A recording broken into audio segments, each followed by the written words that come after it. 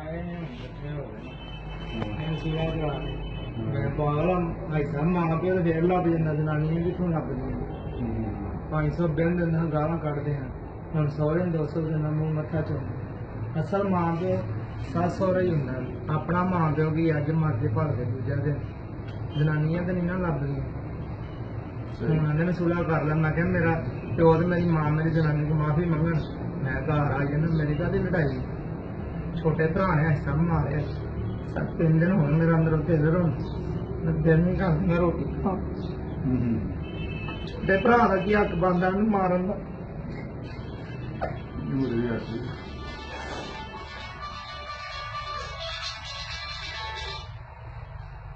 ਜਨਾਨੀਆਂ ਕਿੱਥੋਂ ਲੱਭਦੀਆਂ ਨੇ ਮਾਂ ਪਿਓ ਫੇਰ ਲੱਭ ਜਾਂਦੇ ਦੋਵੇਂ ਜੀ ਤੋਂ ਮਾਫੀ ਮੰਗਣਗੇ ਤੇ ਘਰ ਜਾਣਾ ਹੁਣ ਲੋਕਾਂ ਨੂੰ ਜਾ ਕਹਿੰਦੇ ਸਾਡੀ ਸੁਲਾਹ ਕਰਾਓ ਮੈਂ ਪਾਗਲ ਹਾਂ ਜਨਾਨੀ ਨੂੰ ਮਾਰ ਪਵਾ ਕੇ ਤੇ ਹੁਣ ਸੁਲਾਹ ਕਰ ਲਵਾਂ ਭਾਈ ਸਾਹਿਬ ਮੇਰੇ ਵਾਸਤੇ ਸਭ ਕੁਝ ਛੱਡ ਕੇ ਆਈਏ ਮੈਂ ਉਹਨੂੰ ਦਲੀਲ ਕਰਵਾਉਣਾ ਉਹ ਕਿਸੇ ਦੀ ਜੰਮੀ ਨਹੀਂ ਹੈ ਮੇਰੀ ਵੱਡੀ ਭੈਣ ਲੜ ਕੇ ਆਈ 8 ਦਿਨ ਤੇ ਅੰਮਾ ਮੇਰੀ ਚੁੱਪ ਨਹੀਂ ਸੀ ਕਰਦੀ ਹੁੰਦੀ ਮੇਰੀ ਧੀ ਘਰ ਆ ਗਈ ਉਹ ਕਿਸੇ ਦੀ ਧੀ ਨਹੀਂ ਹੈ ਇਹਨਾਂ ਦੀਆਂ ਬਹੁਤੀਆਂ ਲੱਗਦੀਆਂ ਜਨਾਨੀਆਂ ਕਿੱਥੋਂ ਲੱਭਦੀਆਂ ਮਾਂ ਪਿਓ ਦੇ ਹਜ਼ਾਰਾਂ ਲੱਭ ਜਾਂਦੇ ਮਾਂ ਪਿਓ ਮਰ ਜਾ ਸਾਰਾ ਮਹੱਲਾ ਆ ਜਾਂਦਾ ਪੁੱਤਰਾ ਤੇਰੇ ਵੱਡੇ ਵਡੇਰੇ ਨਾ ਰੋ ਜਨਾਨੀ ਮਰ ਜੇ ਕੋ ਜਨਾਨੀ ਆਂਦੀ ਜੇ ਮੈਂ ਤੇਰੀ ਜਨਾਨੀ ਚੁੱਪ ਕਰ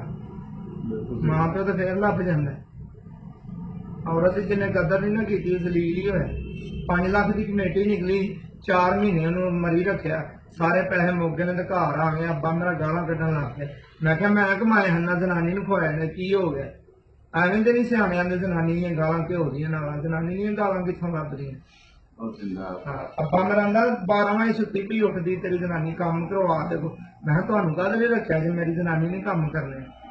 ਅੱਜ ਕੱਲ੍ਹ ਉਹਨੂੰ ਮੈਂ ਪੈਰ ਨਹੀਂ ਥੱਲੇ ਲਾਉਣ ਦਿੰਦਾ ਬੱਚੇ ਆਪ ਸਕੂਲੇ ਛੱਡ ਕੇ ਉਹਨਾਂ ਤਿਆਰ ਕਰਕੇ ਫਰਸ਼ ਧੋਣਾ ਭਾਂਡੇ ਮੈਂ ਧੋਣਾ ਹਾਂਜੀ ਉਹਨੂੰ ਜਿੰਨਾ ਜੇ ਮੈਂ ਘੁੱਟ ਕੇ ਨਾ ਸਮਾਂ ਮੈਨੂੰ ਨੀਂਦਰ ਹੀ ਨਹੀਂ ਪੈਂਦੀ ਹੈ ਮੇਰਾ ਅੰਦਰੋਂ 3 ਦਿਨ ਮੈਂ ਰੋਟੀ ਨਹੀਂ ਖਾਧੀ ਹੈ ਮੈਨੂੰ ਪਤਾ ਜਿਵੇਂ ਮੈਂ ਦਿਹਾੜੀ ਕੱਢੀ ਹੈ